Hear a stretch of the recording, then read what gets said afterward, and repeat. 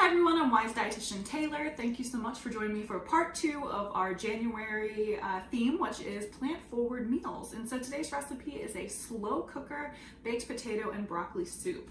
And so this is really easy to do. And let's go ahead and get started. So we're gonna go ahead and start off by adding in about 3 cloves of minced garlic. Then I'm going to add in 1 small diced onion.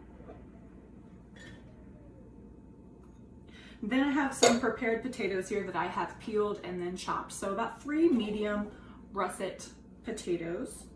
And then a head of broccoli that I've cut into florets. And then we need to add in some broth here. So we need 6 cups of vegetable stock. So this is unsalted Kitchen Basics vegetable stock. And so you'll need 1.5 quarts total. And I'm using the unsalted just to help save some sodium for this recipe here. So again, 1 is about 4 cups, and then I have my last 2 cups here. All right, and then we're just going to kind of toss this together. And then we are ready to cover it and let it cook. So you can cook this on high for 4 hours or on low for 8 hours. And you just kind of want to get these veggies nice and tender. And then we'll come back and add a couple more ingredients.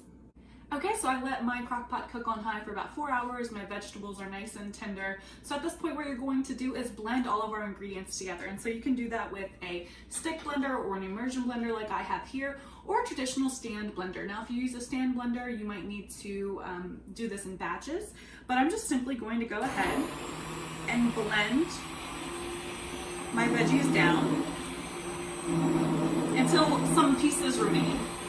Okay, so now that my soup is all blended up, we're gonna add in just a couple more ingredients. So here I have half of a block of 1/3 reduced fat cream cheese. And so I did microwave mine for about 30 seconds. That just is so it'll mix in a little bit more easily. You can also use room temperature that you've set out to mix that in. And then I'm also going to add in half of a cup of whole milk. So these two are gonna give our soup some nice creaminess. And then I'm also going to add in some salt and some pepper here. And so at this point, what we're going to do is cover this again and continue to cook it on high for 15 minutes or on low for 30 minutes until all of our cheese has mixed in, and then we will come back and finish it up. Okay, so now we're ready to serve. So I'm simply just going to take my ladle here in my bowl and add some of our soup into the bowl here. And what you can do is you can top this with some Greek yogurt, some shredded cheddar cheese, which I have some of that here, and then also some diced green onions.